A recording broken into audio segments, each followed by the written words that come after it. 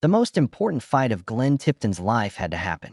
He was fighting Parkinson's disease, a quiet enemy that was taking away his ability to play music day by day. There were no stage lights or loud crowds. From a boy in Blackheath who liked blues music to a heavy metal hero, from hits like Breaking the Law and Painkiller to the time he had to leave the stage, he did it all. Glenn Tipton's story is full of triumph, tragedy, and a strong spirit that won't go away. How did Glenn Tipton's life begin? Before he became the man who shaped Judas Priest, and before he faced his biggest enemy? Let's start at the beginning, when a heavy metal hero was born. Early life. Glenn Raymond Tipton was a normal boy growing up in Blackheath, Staffordshire, England, before he became one of the best heavy metal musicians ever. Not a single person could have imagined that this quiet kid would one day be in charge of Judas Priest and make rock music history. Glenn Raymond Tipton was born in Blackheath, Staffordshire, England, on October 25, 1947. He came from a family that loved music very much. In later years, Glenn would become a famous heavy metal musician, but when he was younger, he wasn't interested in such intense music. Instead of loud electric guitars or riffs, the first sounds he heard were his mother playing the piano and playing soft, classical tunes. Her mother was a musician, and she had a big impact on Glenn's musical tastes. She played at home a lot. Glenn is surrounded by delicate sounds, and he can learn about music theory at a much younger age than most kids. His behavior as a child was not very outgoing or active. He was quiet and thought a lot about himself. He found comfort in music, which let him explore his feelings easily. Glenn started learning how to play the piano with the help of his mother. He learned the piano quickly and naturally, but even though he was good at it, he never really got into it. While he enjoyed its beauty, he felt like something was missing, a freedom and a strong energy that the piano keys just couldn't give him. When his brother Gary Tipton brought home an electric guitar, things started to change. As soon as Glenn touched the strings, the raw, electric sound enthralled him in a way that the piano had never done before. Gary showed Glenn his first sounds, but he didn't learn them right away like a lot of guitar geniuses do. He had to fight with the fingerboard and every note for months before he could properly play the guitar. But Glenn didn't give up. He stayed persistent and driven, traits that would later define the way he played. Not relying on speed alone, but on accuracy, feeling, and flow. As a child, during the height of rock and roll, when bands like the Beatles, the Rolling Stones, and the Who ruled the airwaves, but formed a strong love for the blues instead. Listening to and playing with musicians like Eric Clapton, Jimi Hendrix, and Fleetwood Mac's Peter Green for hours on end, putting the feeling in each note ahead of complex techniques. He slowly came to depend on music for everything in his life. Love it so much that it's not just a hobby. Before he decided to become a full-time musician, Glenn worked as a machinist, which required him to be very careful and patient. He tried everything, but he could never get away from his music. Every free moment he had, he spent training, playing in small bars, and looking for ways to make his hobby a job. After that, fate brought the young man who loved blues into the world of heavy metal, where it would change his life forever. Beginners in their careers. When Glenn Tipton fell in love with the guitar, he knew that music was more than just a pleasure. It was his fate. Becoming a heavy metal superstar wasn't easy, though. Before he was the musical genius behind Judas Priest, Glenn had to work hard for years to try out different styles and perfect the guitar skills that would later define a whole generation. The Flying Hat Band was a hard rock band in the early 1970s that was influenced by bands like Deep Purple and Led Zeppelin. This is where Glenn Tipton started his professional career. These years were very important for shaping Glenn's stage appearance, improving his guitar playing, and learning more about the music business. The band played a lot of complicated riffs and long solos, which Glenn would later bring to Judas Priest. The Flying Hat Band even got to open for Deep Purple, one of the best rock bands of that time, thanks to his natural ability and unwavering dedication. Glenn was able to learn from guitar greats like Ritchie Blackmore through this. But the Flying Hat Band never took off, even though they had a lot of promise.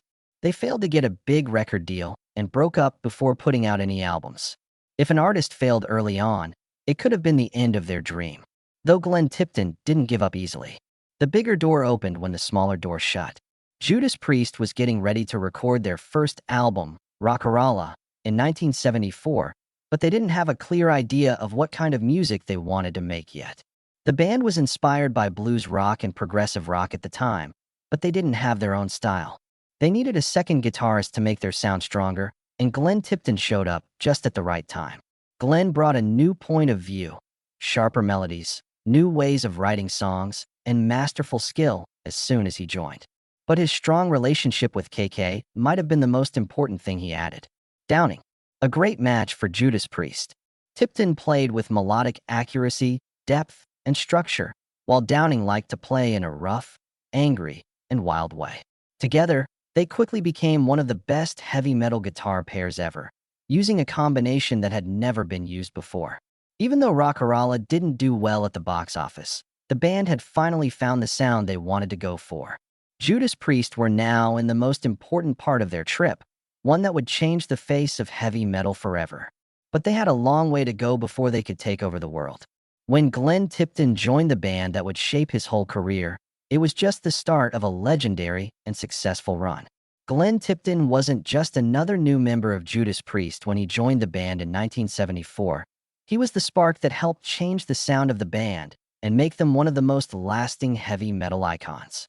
Judas Priest used to play progressive rock and blues rock, but when Tipton joined the band, they moved into a new era with razor-sharp riffs, explosive tunes, and a tough attitude. The album Sad Wings of Destiny was Tipton's first big work with Judas Priest. In 1976, it was a big step up from Rock'n'Rolla because it had darker, stronger, and more emotional songs.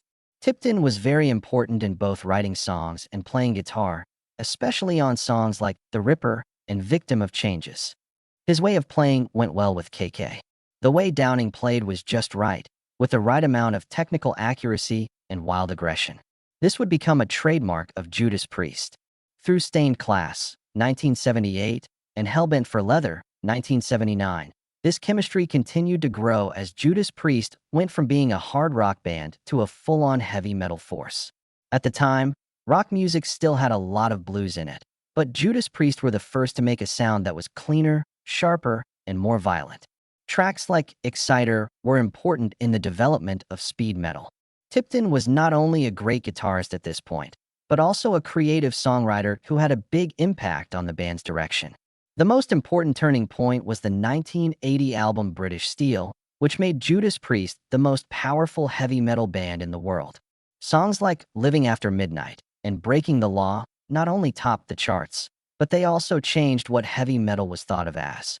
Motorcycles, leather jackets with studs, and an attitude that is both wild and cool. Tipton not only showed that he was a technical guitar master, but also that he was a great composer who could make simple but catchy melodies that made Judas Priest famous all over the world. Glenn Tipton was the main man behind Judas Priest's success in the 1980s. Starting with Screaming for Vengeance in 1982 and continuing with Electric Eye and You've Got Another Thing Coming to Defenders of the Faith in 1984. Each record kept up the heavy metal sound while also pushing the limits of what was possible.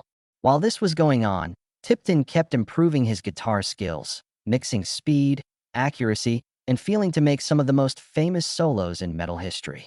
Success, on the other hand, wasn't easy. An odd case was brought against Judas Priest in 1990.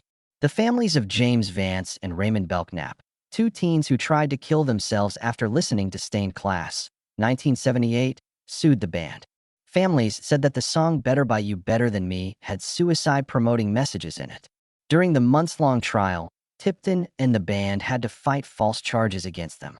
When asked about the claims, Tipton famously said, "In the end, Judas Priest were found not guilty, but the lawsuit left an unsightly stain on their career." After getting over this issue, Judas Priest's 1990 album Painkiller took them to a whole new level. This record had their fastest and most intense parts, with riffs and solos that were so fast they lit up every stage. There were melodic and bluesy elements in Tipton's earlier work, but Painkiller was a total burst of shredding, tapping, and fast-paced riffing. The album also connected Judas Priest to the next generation of metal artists. Guitarists like Dimebag Darrell, Pantera, Zakk Wylde, and Sinister Gates, in particular, were influenced by it. However, just as Judas Priest were at their best, a big surprise happened. For personal reasons, Rob Halford quit the band in 1992. This made things tough for Judas Priest, and divisions started to rise within the group. Between 1990 and 1999, Glenn Tipton and KK. With Tim Ripper Owens taking over for Halford, Downing had a hard time keeping the band together. Judas Priest tried hard but couldn't get back to their old glory, and things got worse between Tipton and Downing. KK Downing said that Tipton had too much power over the band in public. Heavy Duty, Days and Nights in Judas Priest, Downing's autobiography, gave the impression that Tipton had more power over band choices than even Rob Halford or the management. The band seemed to be back on track when Halford came back in 2003, but the fight between Tipton and Downing never fully healed. After that, Tipton was already famous, but he kept pushing the limits of his creativity with songs like Judas Rising, which showed that Judas Priest was still very powerful. His love for heavy metal didn't change as he got older, as shown by Nostradamus, 2008, an ambitious concept record. Back in 2011, when KK Downing said he was leaving Judas Priest and blamed Tipton and the band's managers for making the workplace dangerous. Even though Glenn Tipton never talked about these claims in public, Downing's permanent departure from Judas Priest was a clear sign that the band was no longer the same. It took Glenn Tipton his whole life to make Judas Priest a famous metal band, but as his body started to fail him, the question stayed. Was he still able to keep going when his physical strength didn't match his unwavering spirit? Parkinson's disease. The battle Glenn Tipton was facing a different battle inside his own body, while Judas Priest kept tearing through the heavy metal world. As the band moved into a new era with 2014's Redeemer of Souls, Glenn stayed as committed as ever, writing songs, playing guitar, and giving it his all on stage. However, something didn't seem right. His hands started to shake when they used to be smooth. Sometimes his fingers got stiff, and he felt slight twitches that started out briefly but got stronger over time. Glenn knew this wasn't a small problem, but he told himself he could handle it. That wasn't what his body wanted, though. The signs were worse when Judas Priest started recording Firepower in 2018. When riffs used to come easily, they now take a lot of work. In contrast to the previous 40 years, the guitar no longer felt like an extension of his being.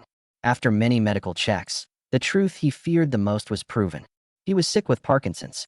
For a musician who had played on stages all his life, realizing this was very sad. Unfortunately, Glenn didn't tell anyone. He didn't give up, determined to finish his parts on force, adding to a record that showed what Judas Priest stood for: strength, energy, and determination. As the band got ready for their world tour, Glenn Tipton knew he had to quit, which was the hardest thing he had ever done in his career. The decision for Glenn to stop acting wasn't just about quitting a job. It meant leaving the life he loved the most. He hadn't been the type to let hard times change how he thought about things, though. He said in public that Judas Priest deserved a great tour and that he didn't want to stop the band. He had to make the painful decision to stop performing live and give his spot on stage to Andy Sneap, who is the director of Firepower and a very good guitarist in his own right. Glenn Tipton was still an important part of Judas Priest, even though he wasn't playing full-time anymore. He showed up out of the blue during the encore on a few nights of the tour and played hits like Breaking the Law, Metal Gods, and Living After Midnight. Tens of thousands of fans would cry every time Glenn walked out on stage.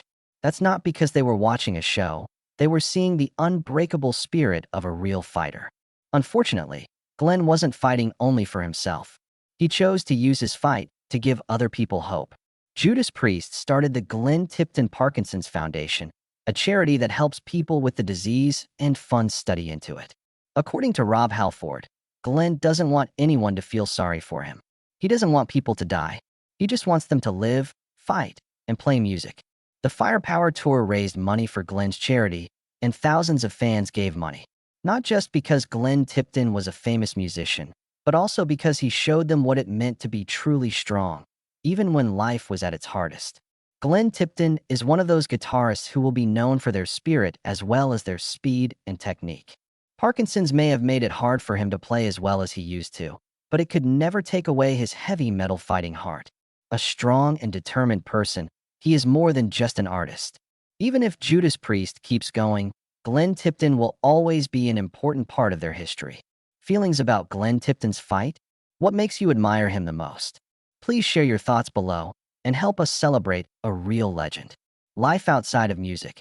Glenn Tipton was a legend in Judas Priest and a fighter on stage, but he was a private man who didn't live the flashy life that many rock stars did.